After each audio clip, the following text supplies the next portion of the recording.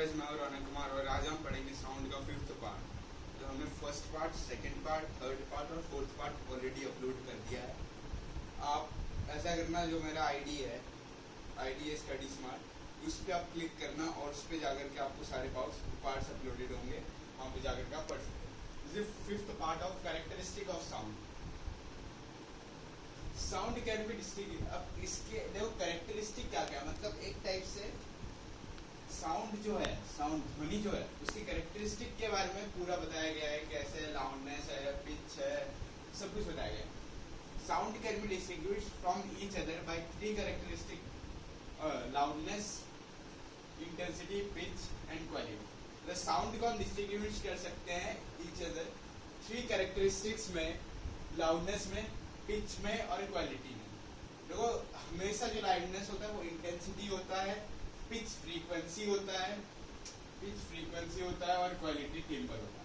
Characteristic की बात करें तो लाउडनेस फर्स्ट नंबर पे आएगा, पिच सेकंड नंबर पे आएगा, क्वालिटी थर्ड नंबर पे आएगा।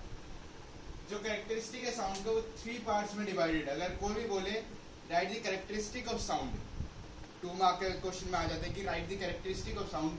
अगर आप ऐसे समझाओगे by graph that characteristic of sound is equal to arrow डाल के लाउडनेस, पिच, क्वालिटी, तो मार्क्स आपको एग्जामिनर पक्का देगा।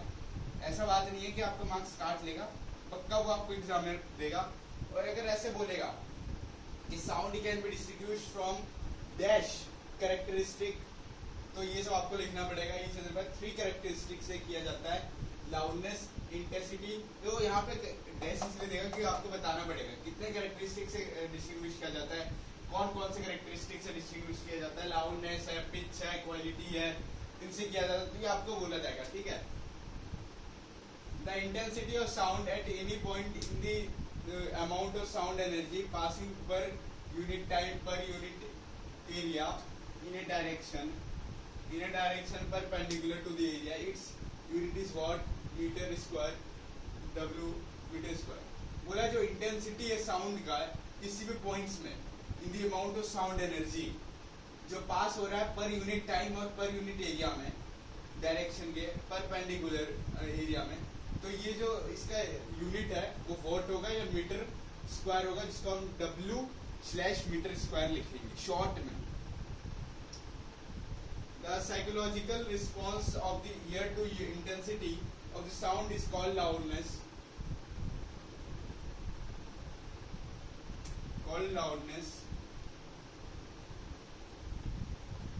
It is determined by the amplitude of the wave। बोल रहा है जो साइकोलॉजिकल रिस्पॉन्स है, जो साइकोलॉजिकल रिस्पॉन्स क्या है ईयर कान के बारे में, कि जो इंटेंसिटी है साउंड की उसको हम लाउडनेस बोलते हैं। इसको डिटरमाइन करते हैं by the amplitude of the wave.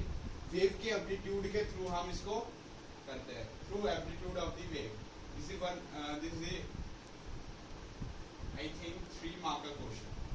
Okay, अगर ये क्वेश्चन आएगा तो आप लिख सकते हो इसमें आंसर, तो 3 मार्कर के क्वेश्चन में आएगा ही। Pitch is psychological sensations which helps in distinguishing a shrill sound from a flat sound is determined by the frequency of the wave. Shrill sound और फ्लैट साउंड। श्रिल साउंड कैसा हो सकता है?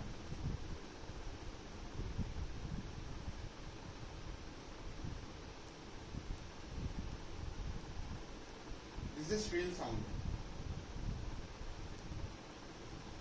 Flat sound जो ऐसा जा रहा है, ये फ्लैट साउंड है। अगर यही साउंड ऐसा हो जाता है, श्रिल साउंड में आएगा। ये है आपका फ्लैट साउंड, ठीक है, यही बोला है, ठीक है। Shrill sound from flat sound, it is determined the frequency of wave. इसको हम डिटरमाइन कैसे कर सकते हैं? फ्रीक्वेंसी ऑफ वेव से। Frequency of wave. देखो एक चीज और है कि अगर ये चैप्टर खत्म हो जाता है, साउंड का चैप्टर, अगर फिजिक्स का चैप्टर खत्म हो जाता है, तो वन मोर टॉपिक है जो हम आपको समझाएंगे, जो इंग्लिश का है। इंग्लिश ग्रामर का टॉपिक सोच रहा हूँ कि आपको समझा दूँ कोई अच्छा सा, तो वो समझाऊंगा। पहले ये फिजिक्स का टॉपिक है पूरा खत्म कर देते हैं। साउंड का आपको सारे MCQ, PYQ क्वेश्चन वगैरह दे देता हूँ, उसके बाद सब कुछ आप लोग पढ़ सकते हो। वेव फॉर्म हो गया था, एक sound of single frequency is called a tone. एक साउंड जो है सिंगल फ्रीक्वेंसी को उसको हम टोन बोलते हैं। जो साउंड है वो प्रोड्यूस करता है by a mixture of several frequency, उसको हम नोट बोलते हैं।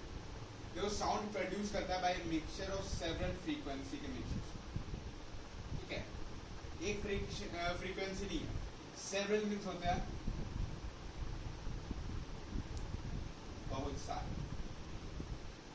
बहुत सारी फ्रीक्वेंसी से जो साउंड प्रोड्यूस होता है उसको हम ऐसे नोट बोलते हैं। क्या बोलते हैं? अगर किसी को समझ में नहीं आ रहा होगा तो हमने हिंदी में लिख देता हूँ नोट। ठीक है। The laws of reflection for sound are the same as those of light of the wave shape. तो बोला जो लॉज ऑफ रिफ्लेक्शन है साउंड का वो सेम है जो लाइट का लॉ है वेव का, वो सेम है किससे? Reflection of sound. देखो रिफ्लेक्शन ऑफ साउंड जो होता है ना,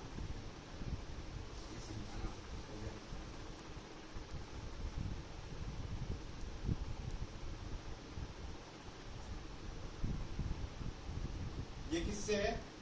ये इक्वल टू है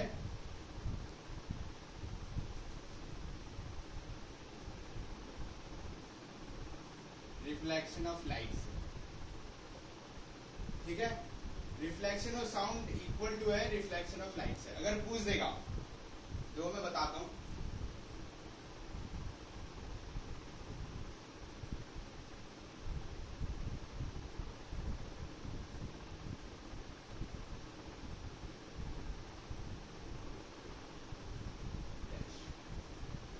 क्या लिखोगे?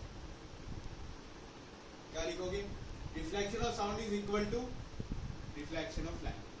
तो लिखेंगे रिफ्लेक्शन ऑफ,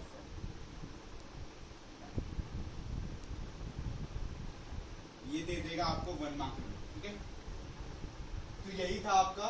लेकिन ये मत सोचना कि आपका ये चैप्टर तुरंत ही खत्म हो गया, कैरेक्टरिस्टिक ऑफ साउंड यहाँ पे पहुंच गए हम, तो 5th पार्ट में पहुंचे। तो ये मत समझना कि चैप्टर यहीं पे डन है।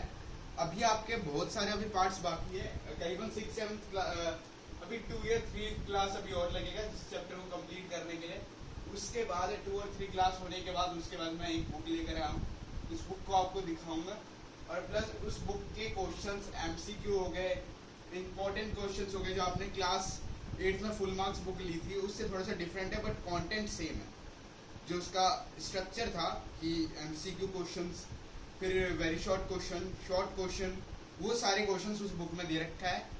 तो आज का वीडियो ये ओवर होता है। Thank you.